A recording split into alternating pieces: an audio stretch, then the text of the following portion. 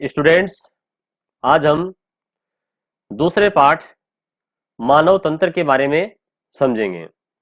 इस पाठ को 7 टॉपिक में या 7 भागों में डिवाइड किया गया है।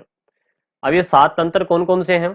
पाचन तंत्र, श्वसन तंत्र, रक्त एवं परिसंचरण तंत्र, उत्सर्जन तंत्र, जनन तंत्र, तंत्रिका तंत्र और अंतःस्रावी तंत्र। इस पाठ में हम ये 7 मानव के विभिन्न तंत्रों के बारे में समझेंगे। एक बात और, ये पाठ कुल 6 अंक का है, यानी कि बोर्ड एग्जाम में 6 नंबर के प्रश्न इससे पूछे जाएंगे। 1 नंबर का क्वेश्चन अति लघुतरात्मक यानी कि छोटा क्वेश्चन आएगा सिर्फ एक लाइन में, और एक क्वेश्चन इसमें 3 नंबर का और 2 नंबर का एक साथ आएगा, यानी कि 5 नंबर का प्रश्न एक साथ आएगा, 2 टुकड़ों में बटा हुआ। ठीक है, उसमें 2 नंबर का तो एक चित्र होगा, किसी भी तंत्र का हो सकता है, जैसे पाचन तंत्र का नामांकित चित्र बनाइए या श्वसन तंत्र का बनाइए ना, मानव हृदय का बनाइए, उत्सर्जन तंत्र। तो इनमें से किसी भी एक तंत्र का चित्र होगा, नामांकित चित्र। वो आपको अभी से प्रैक्टिस करनी है कि मानव तंत्र जो है उनके नामांकित चित्र आप रफ कॉपी में बनाइएगा। बार बार बुक्स आपके पास हैं तो उनसे आप बना सकते हैं। 3 नंबर का उसका वर्णन आएगा। ठीक है, ऐसा भी हो सकता है कि चित्र तो पूछ ले, मान लीजिए पाचन तंत्र का, और वर्णन पूछ ले उत्सर्जन तंत्र का। ठीक है ना, तो हमें ये ध्यान रखना है कि ये 5 नंबर का क्वेश्चन जो है ये एक प्रश्न में ही 2 टुकड़ों में बटा हुआ आएगा और एक प्रश्न अलग आएगा 1 नंबर का। तो कुल कितने नंबर हो गए? 6 नंबर का अपने से इस पाठ में क्वेश्चन पूछा जाएगा।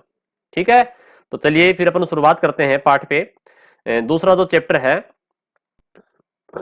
मानव तंत्र, उसमें सबसे पहले अपने मानव शरीर से संबंधित कुछ खास बातें, जहां से एग्जाम में छोटे क्वेश्चन आ जाते हैं, वो समझेंगे।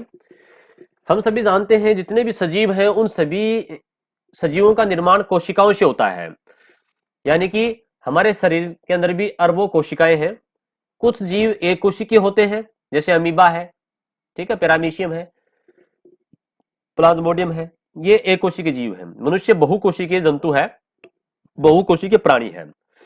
तो यहां एक क्वेश्चन छोटा ये बन जाता है कि कोशिका शरीर की मूलभूत संरचनात्मक एवं क्रियात्मक इकाई है। एग्जाम में क्वेश्चन पूछा जा सकता है कि कोशिका किसे कहते हैं, कोशिका को परिभाषित कीजिए। तो कोशिका शरीर की मूलभूत एवं संरचनात्मक इकाई है, या उल्टा पूछ लिया जाए कि शरीर की मूलभूत संरचनात्मक एवं क्रियात्मक इकाई किसे कहते हैं, तो उसका आंसर क्या आएगा? कोशिका।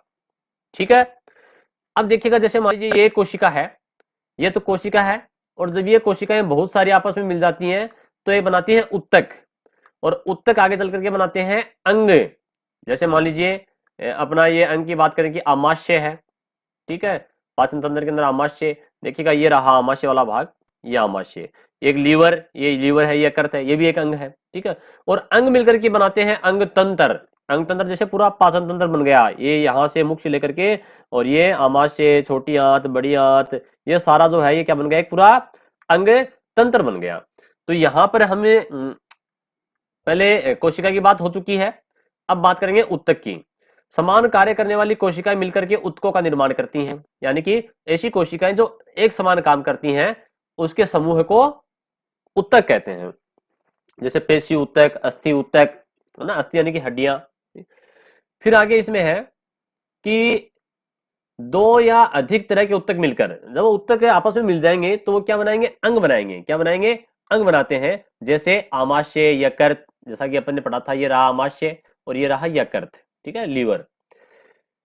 अब ये अंग मिलकर के क्या बनाते हैं? पूरा है कि अंग तंत्र बनाते हैं। ये पूरा है कि अंग तंत्र है, जैसे पाचन तंत्र बन गया। ठीक है, क्या लिखा आगे?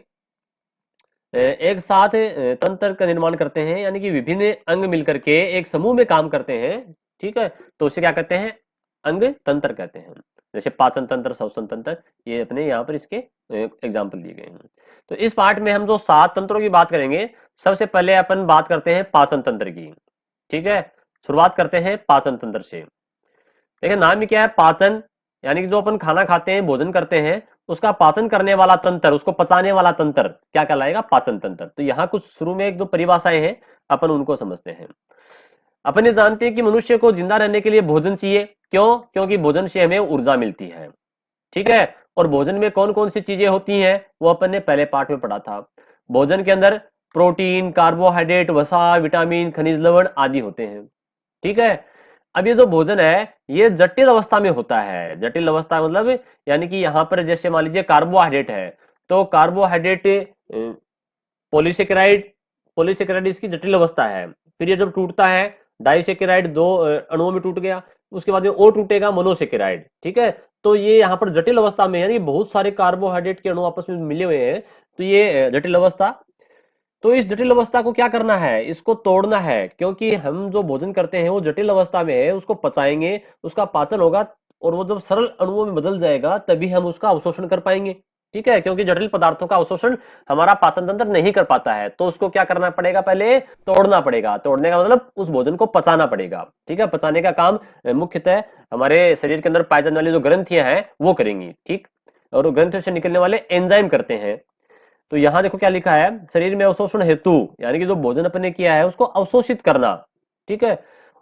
इन्हें सरलीकृत किया जाता है। और इस प्रक्रिया के अंदर क्या होता है, भोजन अपन ग्रहण करते हैं, अंतर ग्रहण का मतलब मुख में अपन ग्रहण किया और मल त्याग करते हैं, वहां तक एक अनेक अंग और ग्रंथियां काम करती हैं। ठीक है। वो अपन आगे देखें कौन कौन से अंग हैं। और ये जो ग्रंथियां और अंग आपस में मिलकर के एक सामंजस्य के साथ काम करते हैं, उसे ही अपने यह तंत्र पाचन तंत्र कहलाता है। यानी पाचन तंत्र की परिभाषा क्या बन गई, ऐसा तंत्र जिसमें भोजन को अंतर्ग्रहण से लेकर, ठीक है, यानी कि अंदर ग्रहण करने से लेकर और मल त्याग करने तक के लिए अनेक अंग और ग्रंथियां काम करती हैं, और वही पाचन तंत्र कहलाता है। पाचन तंत्र में क्या होता है, जटिल पोषक पदार्थ जो है वो छोटे छोटे बड़े जो अणु है वो विभिन्न रासायनिक क्रिया द्वारा सरल और छोटे अणुओं में बदल जाते हैं। ठीक है। ये पाचन की परिभाषा है। पाचन किसे कहते हैं, भोजन में जो जटिल पदार्थ है उनको छोटे अणुओं में सरल अणुओं में बदलना ही पाचन कहलाता है। ठीक है। आप इनको देखो, जो परिभाषाएं बुक्स की हैं उनको सरल शब्दों में याद कीजिएगा। ठीक है। चलिए फिर आगे देखते हैं अपन। पाचन तंत्र में सम्मिलित अंग ग्रंथियां निम्न प्रकार हैं। देखिए यहाँ पर नीचे जो लिखा गया है ये, तो पहले अपन देखिए थोड़ा सा चित्र में देख लेते हैं कि यहाँ पर अपने मुख के अंदर होती है लार ग्रंथियां। ठीक है। मुख में कौन सी ग्रंथियां हैं, लार ग्रंथियां हैं, जो 3 जोड़ी होती हैं। फिर यहाँ पर एक यकृत ग्रंथि है, लीवर। ठीक है। आपको दिख रहा है लीवर। एक यहाँ पर ये इस एक ग्रंथि यहाँ है जिसका नाम क्या है, अग्नाशय ग्रंथि। ठीक है। तो ये 3 ग्रंथियां अपन यहाँ पढ़ेंगे, लार ग्रंथियां, यकृत और अग्नाशय ग्रंथि। तो ये जो ग्रंथियां हैं इनके बारे में देखिए, नीचे ये रहा ग्रंथियां लार, यकृत और अग्नाशय। उसके अलावा ये जो अपनी पाचन तंत्र है, इस पाचन तंत्र में जो अंग है वो कौन कौन से, मुख है, गर्सनी, ग्रास नली, आमाशय, छोटी आंत, बड़ी आंत और मलद्वार। ये बिल्कुल क्रमशः है। क्रमशः का मतलब अपन मुख से शुरुआत करेंगे और मल द्वार तक यहाँ पर जो अपनी आहार नाल है उसकी बात करेंगे। तो देखते हैं अपन चित्र के माध्यम से। ये रहा मुख अपना, मुख से फिर ये गर्सनी, उसके बाद में ये गर्शिका या नलिका गर्शिका है, फिर ये आमाशय, यहाँ पर ये आमाशय रहा। उसके बाद में ये छोटी आंत जो बहुत ज्यादा आपको दिख रही है, कुंडलित। फिर ये बड़ी आंत, ये जो दिख रही है आपको, ये बड़ी आंत। और ये अंत में यहाँ पर ये मलाशय। तो ये इस प्रकार से पाचन तंत्र के जो आहार नाल है उसके अलग अलग भाग हैं। तो अपन यहां से मुख से लेकर के और मलाशय तक, यहां तक एक एक के बारे में जानकारी प्राप्त करेंगे। क्लियर। तो यहां देखिएगा क्या लिखा है, सभी अंग मिलकर आहार नाल का निर्माण करते हैं। कौन कौन से अंग, ये अंग, ठीक है, ये आहार नाल बनाते हैं, पूरी एक नाल बनाते हैं, नलिका बनाते हैं। ठीक, जिसे अपन एलिमेंट्री कैनाल कहते हैं। इसमें कौन कौन से हैं, मुख्य, गर्सनी, ग्रास नली, आमाशय, छोटी आंत, बड़ी आंत और मलद्वार। क्लियर। जो मुख से शुरू होकर, कहां से शुरू होती है, मुख से, और मलद्वार तक जाती है, ये रहा मलद्वार तक, अंतिम भाग तक जाती है। और यह करीब 8 से 10 मीटर, देखिएगा इसको थोड़ा सा आपको याद करना, आहार नाल की लंबाई 8 से 10 मीटर लंबी होती है, यानी कि ये बहुत बड़ी है। ठीक है। लगभग 30 फीट तक लंबी होती है, परंतु ये कुंडलित होती है, मुड़ी हुई होती है। ठीक है। जिस प्रकार से कोई पाइप नलिका है उसको अपन ने समेट रखा है, ठीक है, लपेट रखा है, सेम वैसे ही है भी, कुंडलित और मुड़ी हुई, लिपटी हुई होती है, जिसके कारण ये इतनी लंबाई जो है हमें हमारे पेट के अंदर समाई रहती है। इसे पोषण नाल भी कहते हैं। पोषण नाल क्यों, क्योंकि इसमें भोजन का पाचन होगा, फिर उसका अवशोषण होगा और उसी से हमें पोषण मिलता है। क्लियर। अब ये जो आहार नाल, इसका काम क्या है, इस ये पूरी आहार नाल है, इसके मुख्य रूप से 3 काम है। ठीक है। कौन कौन से काम है, एक तो आहार को सरलीकृत कर पचाना, यानी कि जो अपन ने जटिल पदार्थ कार्बोहाइड्रेट, प्रोटीन और वसा, ये जो अपन ने खाए हैं इन तीनों का पाचन होगा। जल का पाचन नहीं होता है, जल सीधा ही अवशोषित हो जाएगा, खनिज लवण सीधे अवशोषित हो जाएंगे, और विटामिन का भी पाचन नहीं होता है। पाचन किनका होगा? कार्बोहाइड्रेट, प्रोटीन और वसा का ही होगा। तो ये वो जो जटिल पदार्थ है वो सरल पदार्थ में बदलेंगे, किसके द्वारा? पाचन के द्वारा। दूसरा आहार नाल का काम है पचित आहार का अवशोषण। भोजन का पाचन हो गया, उसके बाद में उसका अवशोषण करना है। पचित भोजन का जो काम की चीज है वो हमारा आहार नाल का आहार नाल के द्वारा अवशोषित कर लिया जाएगा। उसके बाद में क्या है? आहार को मुख से मल द्वार तक पहुंचाना। अब जो भोजन का अवशोषण भी हो चुका है, सारा काम हो गया है, उसके बाद में जो अवशिष्ट पदार्थ है शरीर के अंदर, जो हानिकारक उत्सर्जी पदार्थ है, उसको बाहर निकालना, वो मल द्वार तक, यानी कि आहार नाल को मुख से लेकर के मल द्वार तक पहुंचाने का काम, उसको धकेलने का काम भी आहार नाल ही करती है। ठीक है, उसके लिए सवर्णी पेशियां काम में आती हैं, जो कि अपन आगे पढ़ लेंगे। तो यहां मुख्य रूप से था कि आहार नाल के काम क्या है, ये 3 काम है। आगे देखिए, अपन देखते हैं पाचन कार्य को करने के लिए आहार नाल में पाई जाने वाली ग्रंथियों, ठीक है, या अन्यत्र उपस्थित ग्रंथियों द्वारा उत्पन्न पाचक रस उत्तरदायी होते हैं।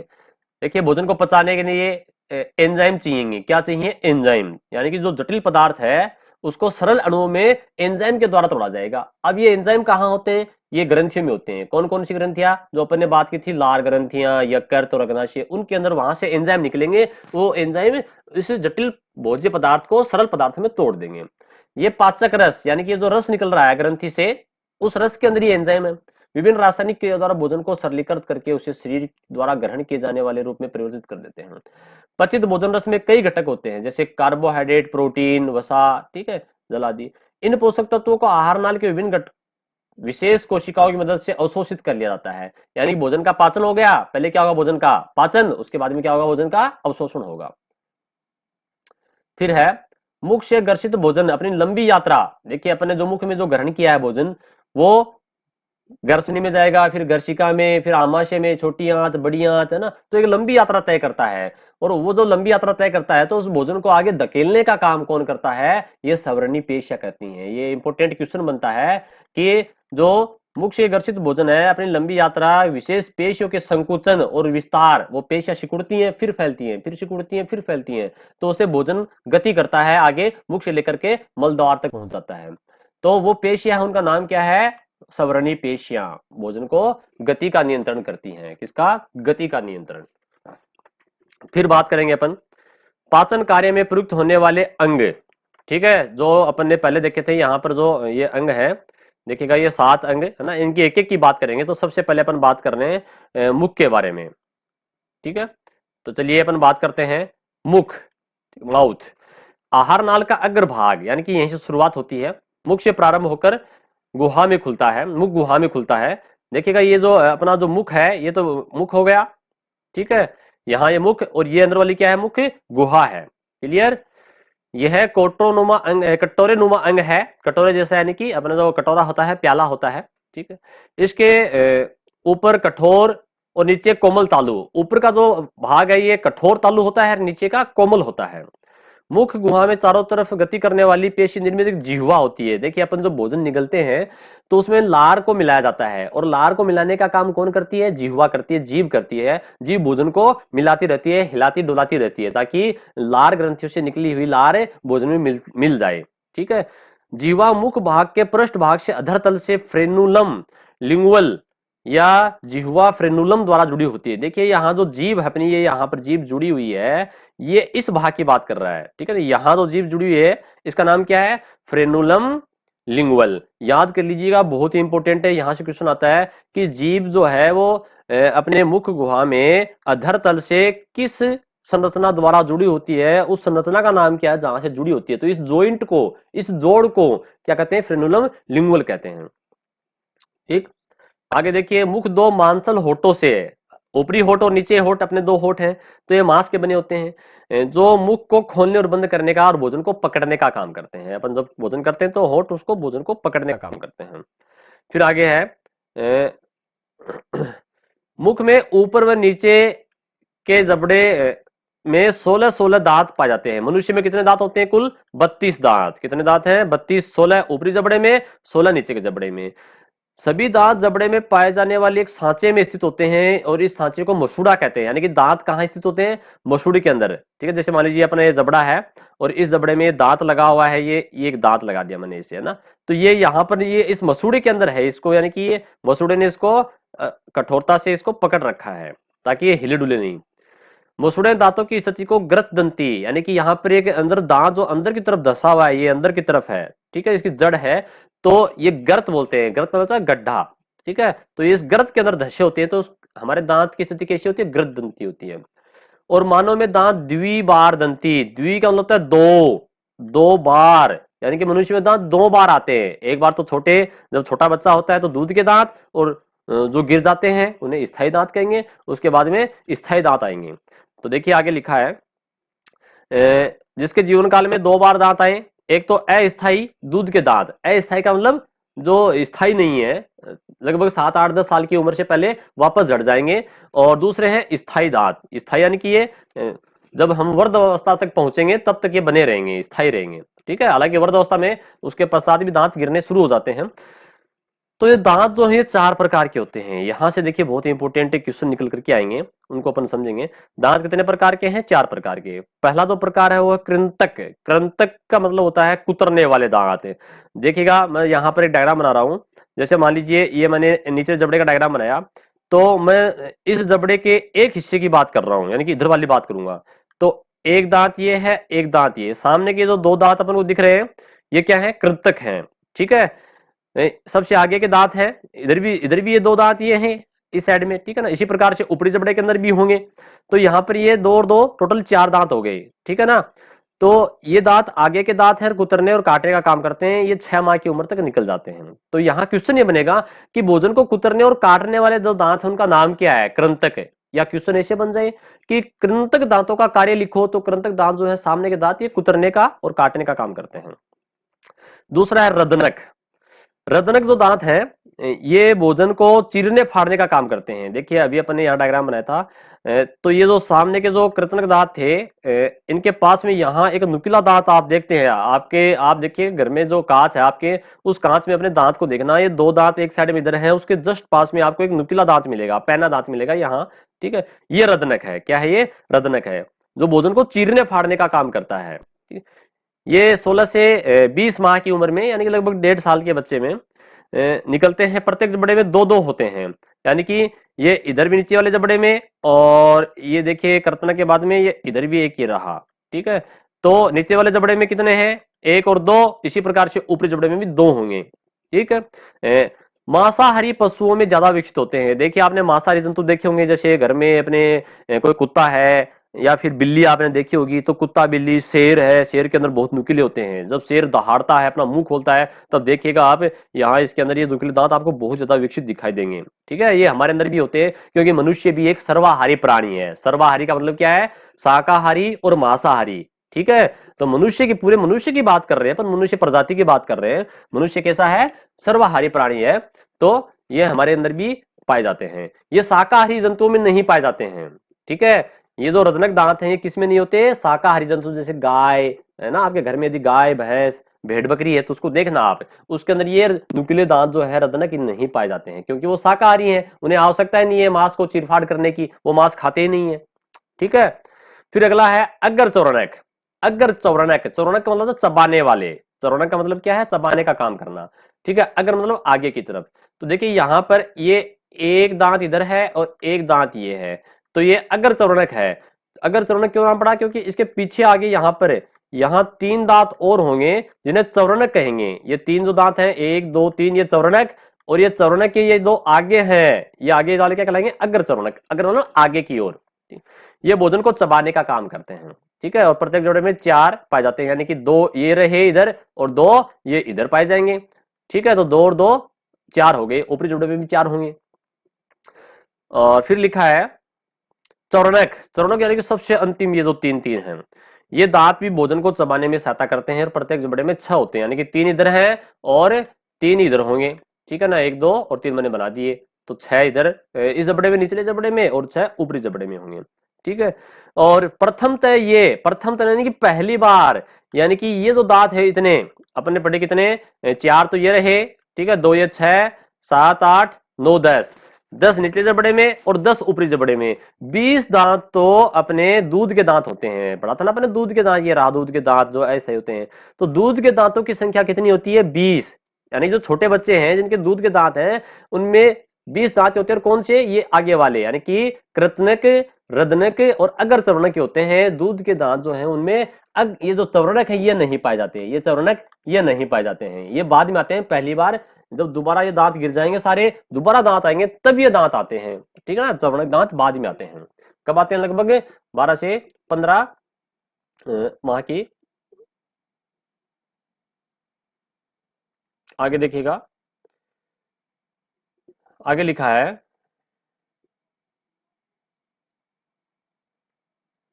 ग्रसनी। क्या पढ़ेंगे अपने? गर्सनी पढ़ेंगे। गर्सनी देखिएगा अपन यहाँ पर जो डायग्राम है पीछे उसको देखते हैं एक बार।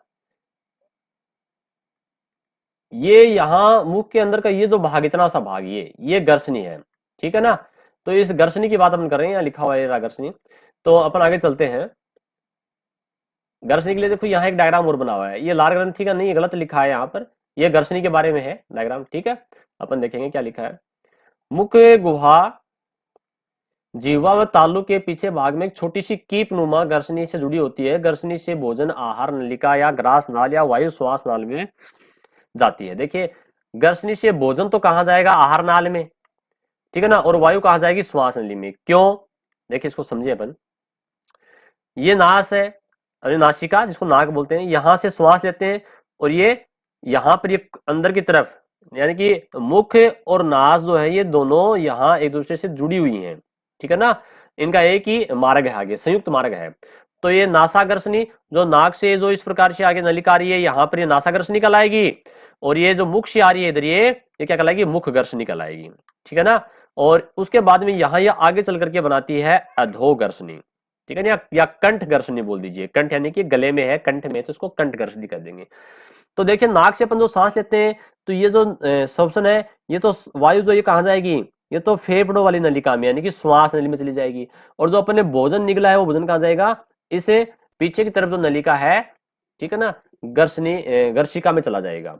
दोबारा देखिएगा, जो भोजन अपन मुंह से निकलते हैं वो तो कहां जाएगा? यानी कि इस अधोगर्षणी से होता हुआ यहाँ जो नलिका है गर्शिका वहां पहुंचेगा। और नाक से जो सांस लिया है वो यहां से होता हुआ श्वास नली में फेफड़ों तक जाएगा, ठीक। तो यहाँ पर अपन इसके बारे में आगे और देख लेंगे। तो 3 भाग हो गए, नासागर्षणी, मुख गर्षणी और कंठ गर्षणी। क्लियर? चलिए फिर अपन आगे देखते हैं ग्रास नली, ठीक है। यानी कि इसके नीचे का जो भाग है, आगे का ये भाग, आगे ये ग्रास नली है। तो अपने यहाँ ऊपर जो डायग्राम है, सबसे पहला जो चित्र है पाचन तंत्र का, ये चित्र आपको बार बार रफ कॉपी में प्रैक्टिस करनी है, बनाना है। क्योंकि एग्जाम के अंदर अपने शुरू में बताया था कि 2 नंबर का एक डायग्राम आएगा कि पाचन तंत्र का नामांकित चित्र बनाइए। तो इसमें कौन कौन से अंग है वो सारे अपन को बनाने हैं। आपको ये मानव का चित्र बनाने की आवश्यकता नहीं है। आप ये जो अंदर वाला जो है ना, ये छोटी आंत, बड़ी आंत, ये इतना ये बना लेना बस, ठीक है ना। यहाँ से शुरू करना, ये नलिका यहाँ, ये मानव वाली संरचना पूरी बनाने की आवश्यकता नहीं है। चलिए तो फिर अपन आगे देख रहे हैं ग्रास नली के बारे में। तो ग्रास नली जो एक सक्रिय नली है जो 25 सेंटीमीटर लंबी होती है, यानी कि अपने गले के अंदर है और 25 सेंटीमीटर लंबी है। यह गर्सनी के नीचे भाग से प्रारंभ होकर गिरवा, ठीक है, गिरवा यानी कि गर्दन, गिरवा मतलब क्या है? गर्दन में, हमारी गर्दन में। और वक्ष स्थल, वक्ष स्थल का मतलब क्या है? सीना या छाती बोलते हैं जिसको, है ना, से होती हुई मध्य पट्ट से निकलकर उदर गुहा, उदर गुहा मतलब पेट में, ठीक है ना। वक्ष का मतलब क्या होता है? सीना, छाती। और ये उदर का मतलब पेट होता है, उदर पेट का पर्यायवाची शब्द है, ठीक है। तो उदर गुहा में प्रवेश करती है। तो इसको देखो डायग्राम से समझते हैं। जैसे अपन ने ये जो अपने ऊपर तो गर्शिका थी वो नीचे आगे ये, यहाँ ये गर्शिका है और ये नलिका जो पूरी है, ठीक है ना, जो 25 सेंटीमीटर बता रहा है, ये 25 सेंटीमीटर लंबी जो नलिका है ये अपनी ग्रास नली है। तो यहाँ पे ये अपने गर्दन के अंदर से होती हुई कहाँ पहुंचेगी? वक्ष गुहा में, वक्ष गुहा ने सीने में, छाती में। उसके आगे फिर यहाँ पर एक अंग होता है जिसका नाम क्या है? मध्यपट। ये मध्यपट एक अंग पर जाता है। इसको ये चीरते हुए, इसको पार करते हुए ये नीचे आ जाती है, ठीक है ना। तो ये मध्य पट को पार करते हुए यहाँ पर नीचे कहाँ आ गई, उदर गुहा में। ये जो भाग ऊपर वाला जहां फेफड़े होते हैं ये तो वक्ष गुहा, और ये नीचे वाला मध्य पट के जो नीचे का भाग है ये क्या कहलाता है, उदर गुहा। ठीक है, गुहा का मतलब होता है खाली जगह, स्पेस। इसका मुख्य काम भोजन को मुख से आमाशय में पहुंचाना है। देखिएगा यहाँ जो भोजन है अपने मुख के अंदर यहाँ से निकला था मुख में, यहाँ से होता हुआ ये ग्रास नली है पूरी, यहाँ से यहाँ तक ये, और फिर उसके आगे क्या होता है, आमाशय होता है। क्या होता है, आमाशय। ये आमाशय का हमने डायग्राम बनाया है, ये आमाशय है। तो ये ग्रास नली यानी कि यहाँ से भोजन को कहाँ पहुंचाती है, आमाशय तक पहुंचाती है, यहाँ तक पहुंचाती है। ठीक है, आगे क्या लिखा है, ग्रास नली में कुछ श्लेष्मा ग्रंथियां होती हैं। इस ग्रास नलिका में यहाँ कुछ ग्रंथियां पाई जाती हैं। ये जो कोशिका है इसके में कुछ ग्रंथियां होती हैं, श्लेष्मा का स्राव करती हैं। श्लेष्मा यानी कि चिकना एक लसा पदार्थ होता है। इन ग्रंथियों से स्रावित श्लेष्मा भोजन को लसदार बना देगा। भोजन क्या बन जाएगा, लसदार हो जाएगा। ठीक है ना। और ग्रास नली में उपस्थित भीतियां भोजन को एक प्रकार से गति, उस गति का नाम है कर्मानुकुंचन गति। कौन सी गति, यानी कि अपने जो भोजन निगला, निगलने के बाद में यहाँ ये जो नलिका है ग्रास नली, ये ग्रास नली के अंदर कर्मानुकुंचन गति होगी। ठीक है, कर्मानुकुंचन गति से भोजन आगे यहाँ, फिर यहाँ, फिर यहाँ, यहाँ से होता हुआ ये आमाशय के अंदर प्रवेश कर जाएगा, जिसके माध्यम से भोजन आमाशय तक पहुंच जाता है। ग्रास नली के शीर्ष पर उत्तकों का एक पल्ला, ठीक है, होता है। यह पल्ला घाटी ढक्कन या एपिग्लोटिस कहलाता है। बहुत ही इंपॉर्टेंट बात देखिएगा, यहाँ पर एक पल्ला, जैसे मान लीजिए अपन ने अभी बात की थी कि एक तो श्वास नली है और उसके जस्ट पीछे क्या होती है, ये अपनी ये ग्रास नली। ठीक है, तो यहां पर एक इस प्रकार से ढक्कन होता है मांसपेशी का बना हुआ। जब अपन सांस लेते हैं तो उसमें श्वास तो जाएगी श्वास नली के अंदर, और भोजन निकलेंगे वो कहां जाएगा, ग्रास नली के अंदर। तो यहाँ ये जो एपिग्लोटिस है, ढक्कन है, घाटी ढक्कन जिसको कहते हैं, इंग्लिश में इसको एपिग्लोटिस कहते हैं। जब अपन भोजन निगलते हैं तो उस समय भोजन श्वास नली में नहीं चला जाए, इसको बचाने के लिए ये घाटी ढक्कन उसको ढक देगा। किसको, श्वास नली को ढक देगा। और जब श्वास नली बंद हो जाएगी कुछ क्षण के लिए, जब अपन निगल रहे होते हैं, ठीक है ना, तो उस समय श्वास नली के अंदर भोजन नहीं जाएगा। तो एपिग्लोटिस क्या काम करता है, भोजन को श्वास नली में जाने से रोकता है। बहुत इंपॉर्टेंट क्वेश्चन है, कई बार एग्जाम्स में पूछा गया है। एपिग्लोटिस का काम क्या है, भोजन को श्वास नली में जाने से रोकना। इसी प्रकार से ये जो अपन जो श्वास ले रहे हैं वायु है, उस वायु को ग्रास नली में जाने से भी रोकता है। ठीक है, यानी कि ये इस प्रकार से गति करता है कि यहाँ पर ये जो एपिग्लोटिस बना हुआ है ये अब ये इधर आ जाएगा, यानी कि इस ग्रास नली को बंद कर देगा, तो यहाँ इसमें वायु नहीं जा पाएगी। तो दोनों काम करता है। ठीक है, चलिए फिर आगे देखते हैं। यानी कि भोजन निगलने के दौरान ये पल्ला बंद हो जाता है। पल्ला मतलब यानी कि ये घाटी ढक्कन है ना, एपिग्लोटिस बंद हो जाता है तथा भोजन को श्वास नली में प्रवेश करने से रोकता है। ये इंपॉर्टेंट है, यहां से क्वेश्चन बनता है। अब अपन बात करेंगे आमाशय की। ठीक है ना, आमाशय को समझेंगे। देखिएगा आमाशय, अपन मैं यहाँ एक डायग्राम बना रहा हूं कि ये ग्रास नली है, यहाँ उसके बाद में ये एक मैंने यहाँ इस प्रकार से एक आमाशय का डायग्राम बनाया, ये आमाशय का चित्र बनाया। ठीक है ना, ये भाग यहां से लेकर के और यहां तक ये आमाशय है। ठीक है, तो आहार नाल का ग्रास नली से आगे का भाग, ये ऊपर वाली क्या थी, ग्रास नली, यहां से यहां तक, तो इसके आगे का भाग क्या हो जाएगा, आमाशय। यह पेशी जे आकार की आकृति, देखिए थोड़ा सा ये इस प्रकार से घुमा होता है, जे जो एबीसीडी का अपना जे है ना, अल्फाबेट, ये जे के आकार का होता है इस प्रकार से। ठीक है ना, जो ग्रास नली व ग्रहणी के मध्य तथा उदर गुहा के बाएं हिस्से तथा मध्य पट के पीछे स्थित होता है।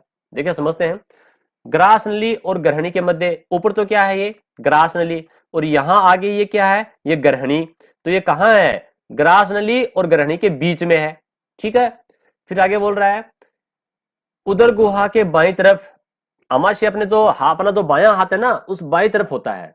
ठीक है, और मध्य पट के पीछे, मध्य पट क्या था, यहां पर अभी अपने मध्य पट नाम आया था जिसको डायफ्राम कहते हैं, यहां मध्य पट के नीचे की तरफ होता है।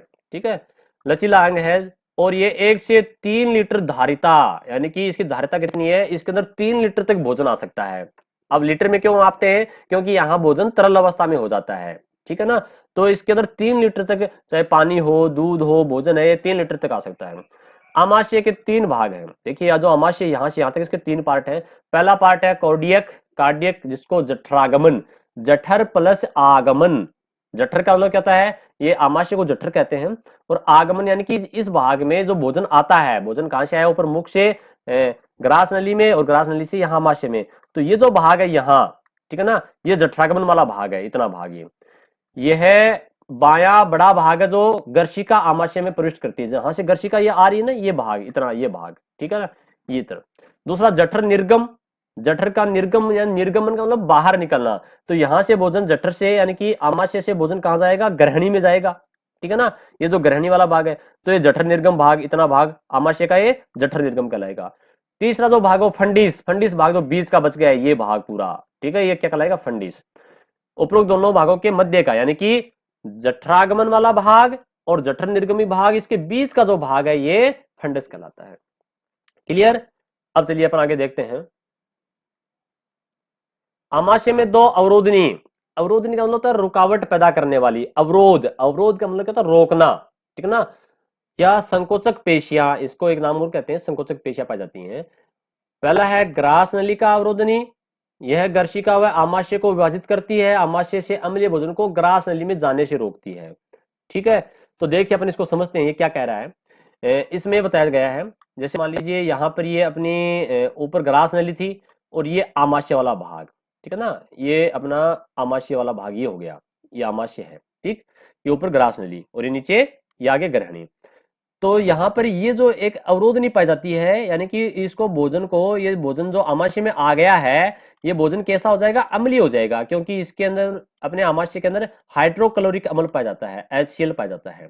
तो ये अम्लीय भोजन वापस बाहर नहीं चला जाए, जैसे कुछ बच्चे होते हैं जो खेलते कूदते दौड़ते हैं या उल्टे लटकते हैं अपन, है ना, तो उस समय क्या होता है, भोजन वापस बाहर नहीं आ जाए, तो उसको रोकने का काम करती है कौन, ये ग्रास नलिका अवरोधनी, ठीक है ना, ग्रास नलिका अवरोधनी है, क्योंकि ग्रास नली और आमाशय के इस भाग में है, ठीक है।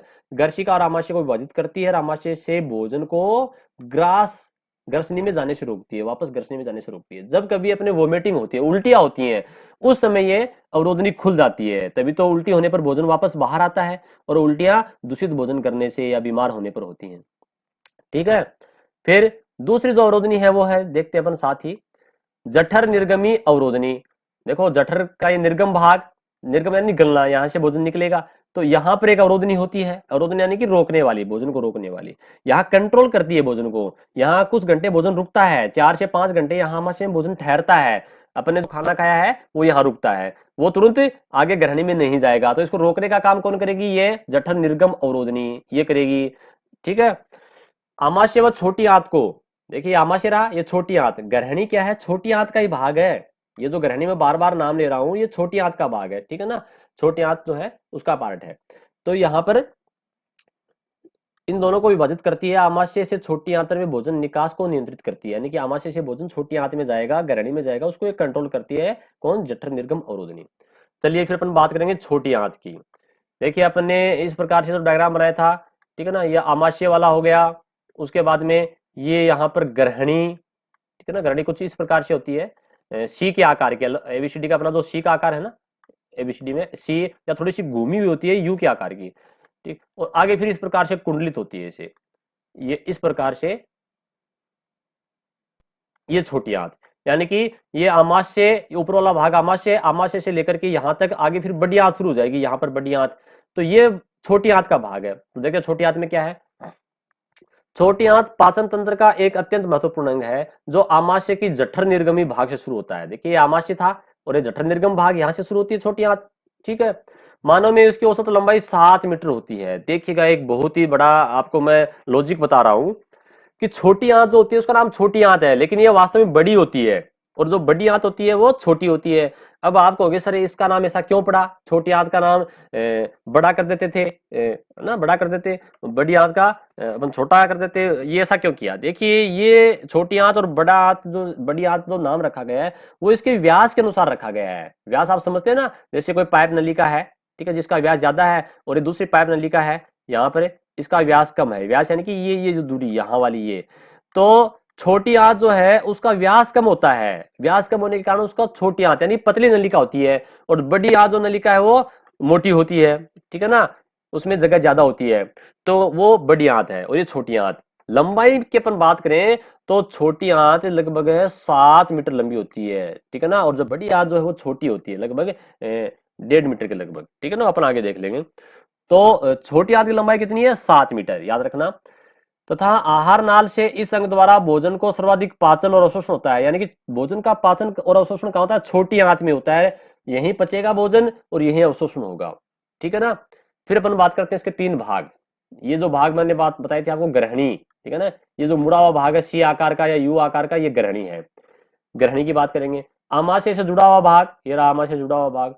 छोटी आंत का पहला और छोटा भाग है, छोटी आंत यहीं से शुरू हो रही है तो पहला भाग हो गया, जो भोजन को रासायनिक पाचक एंजाइमों से सबसे महत्वपूर्ण भूमिका निभाता है, भोजन को पचाता है। अब देखिए, छोटी आंत यहां से 3 भागों में बटी हुई है, तो भोजन का पाचन कौन से भाग में होगा, ये ग्रहणी में होगा, ठीक है। यदि एग्जाम में क्वेश्चन आता है कि भोजन का पाचन कहां होता है, तो अगर आपने उत्तर सही लिख दिया कि छोटी आंत, तो आंसर सही है।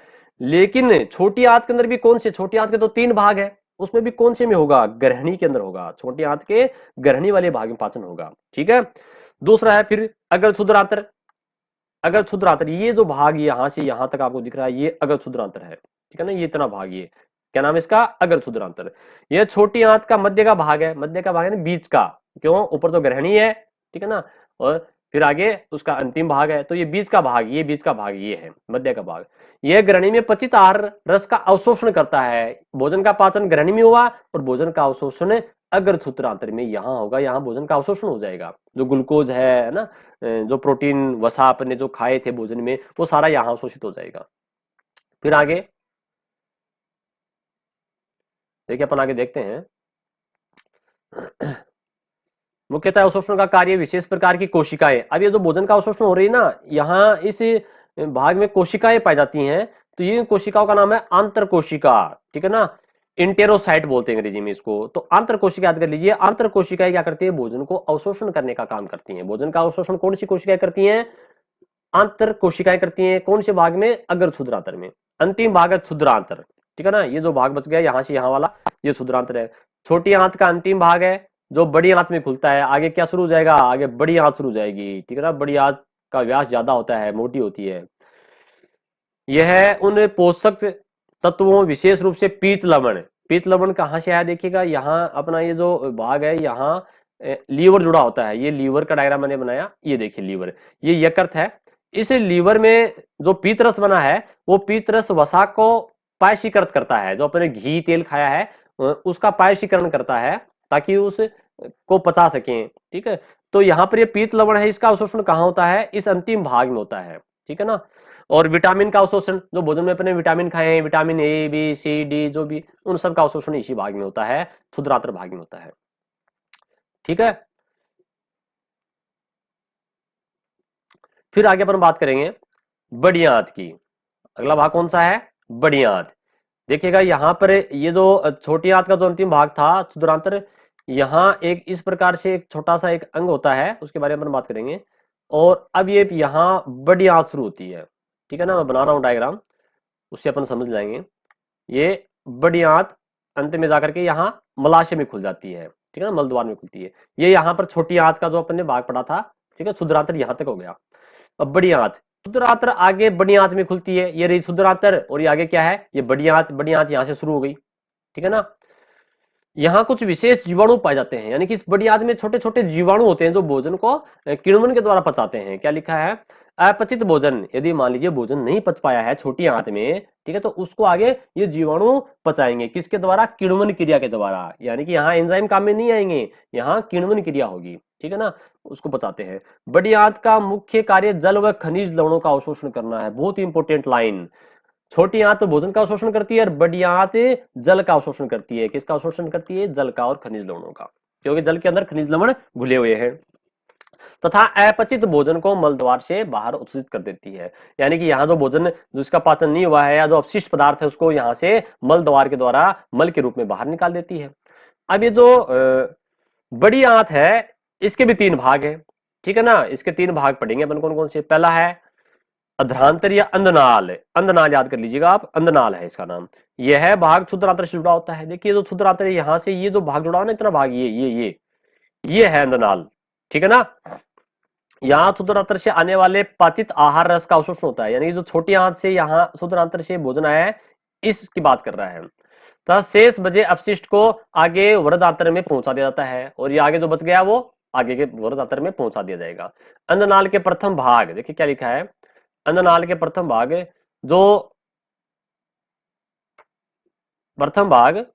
जो क्षुद्रांत्र से जुड़ा हुआ है, यानी कि ये क्षुद्रांत्र और ये अंधनाल, यहां तो जोड़ है ये वाला भाग, ठीक है ना, से थोड़ा नीचे की तरफ भीतर की ओर 4 से 5 इंच लंबी नली के आकार का एक अंग निकलता है, जिसे कर्मी रूपी परिशेषिका या अपेंडिक्स कहते हैं। नाम सुना आपने अपेंडिक्स का, ठीक है। तो ये है वो अंग अपेंडिक्स। ये अपेंडिक्स कहां होता है, छोटी आंत और बड़ी आंत के जोड़ पर होता है, यानी कि अंधनाल वाले भाग में पाया जाता है। क्या, अपेंडिक्स। पहले हमारे पूर्वजों के अंदर जो शाकाहारी थे, बिल्कुल कच्चे फल पत्तियां खाते थे, तो उनमें सेलुलोज होता है, उस सेलुलोज को पचाने का काम यहाँ पाए जाने वाले एंजाइम करते थे। लेकिन अपन ने भोजन को पका करके खाना शुरू कर दिया, तो हमारे यहाँ पर सेलुलोज को पचाने का काम नहीं होता है, इसलिए ये हमारे शरीर के अंदर एक अवशेषीय अंग है। अवशेषीय अंग का मतलब ऐसे अंग जो हमारे पूर्वजों में कभी काम के हुआ करते थे, काम आते थे, लेकिन हमारे शरीर में अब काम नहीं आ रहे हैं, वो अवशेषीय अंग कहलाते हैं। तो ये अपेंडिक्स के अंदर कभी कभी इन्फेक्शन होने के कारण, संक्रमण होने के कारण इसमें सोजन आ जाती है, और ये अंदर शरीर के अंदर फट भी सकती है, जिससे व्यक्ति को नुकसान हो सकता है। इसलिए इसको काट करके बाहर निकाल दिया जाता है, शल्य चिकित्सा द्वारा ऑपरेशन करके इसको बाहर निकाल देते हैं, ठीक है ना, जिसको कहते हैं अपेंडिक्स का दर्दाना। तो ये हमारे शरीर के अंदर कौन सी तरफ होती है, दाईं तरफ होती है। अपना जो दायां हाथ है ना, राइट हैंड, उस तरफ ये पाई जाती है, पेट में, उधर गुहा के अंदर, ठीक। फिर अगला भाग क्या है इसका, वृहदांतर। वृहदांतर देखिए ये यहां से लेकर के यहां तक ये वाला भाग, ये वृहदांतर है। आहार नाल में बड़ी आंत का अंधांतर से आगे का भाग, यानी कि ये जो अंधनाल है उसके आगे का भाग वृहदांतर कहलाता है। उल्टे यू आकार का, देखो कैसा ये उल्टा यू, सीधा यू ऐसा होता है, ठीक है ना, और ये कैसा है, ये उल्टा यू लिखा हुआ है। 1.3 मीटर लंबा, ठीक है, कितना लंबा है ये, 1.3 मीटर लंबी नलिका है। और वृहदांतर के 4 भाग हैं, देखिए इसके 4 भाग है, कौन कौन से हैं। एक तो नलिका जो ऊपर की तरफ जा रही है, ऊपर की तरफ, तो ये भाग कौन सा है, आरोही। आरोही का मतलब क्या है, ऊपर की ओर चढ़ना, ठीक है ना, ये ऊपर की तरफ जा रहा है, करीब 15 सेंटीमीटर लंबा। दूसरा है अनुप्रस्थ भाग। अनुप्रस्थ कौन सा, ये भाग, ये अनुप्रस्थ काट है ना, अनुप्रस्थ जिसको नाम बोलते हैं, इस तरह के अपन अनुप्रस्थ कहते हैं। फिर अगली कौन सी है, अवरोही। अवरोही जो नीचे की तरफ आती है, देखिए आरोही कौन सी थी, जो ऊपर जा रही थी वो आरोही, और ये नीचे आ रही है अवरोही। और अंतिम क्या है, सिग्मोइड। सिग्माकार, जिसको सिग्मोइड बोलते हैं। सिग्मा के आकार की ये जो घुमाव है ना यहाँ पर, ये घुमाव, इसको बोलते हैं सिग्मोइड या सिग्माकार। ये सिग्माकार भाग हो गया, ठीक है। और अंतिम जो भाग है वो है मलाशय। ये भाग मलाशय, जहां से जिसमें मल का संग्रहण होता है और इसको बाहर त्याग दिया जाता है, ठीक है। तो इस प्रकार से अपन मलाशय के बारे में देखते हैं। मलाशय आहार नाल का अंतिम भाग है और लगभग 20 सेंटीमीटर लंबा होता है, ठीक है ना, और इसमें गुदानाल मल द्वारा बाहर खुलता है, और इसको मल को त्यागने के लिए 2 प्रकार की सवरणी पेशियां होती हैं, एक तो बही और एक अंतः सवरणी पेशियां, जो मल के त्यागने की प्रक्रिया को नियंत्रित करती हैं, ठीक। तो इस प्रकार से इस वीडियो में हमने आहार नाल जो है उसके जो अंग है, 7 मुख्य अंग थे, उनके बारे में विस्तार से जानकारी प्राप्त की। अब एग्जाम के अंदर क्वेश्चन बन सकता है कि मानव पाचन तंत्र का नामांकित चित्र बनाते हुए वर्णन कीजिए। तो हमें इसके अंगों, यानी कि अंग जो है, ये मुख्य, ग्रसनी है ना, ये ग्रास नली, आमाशय, छोटी आंत, बड़ी आंत, मलद्वार, तो यहाँ तक इन सबको समझाना है। ये 3 नंबर का इसका थ्योरी का है और 2 नंबर के इसके डायग्राम का प्रश्न है, ठीक। तो इस प्रकार से ये प्रश्न पूछा जा सकता है। धन्यवाद।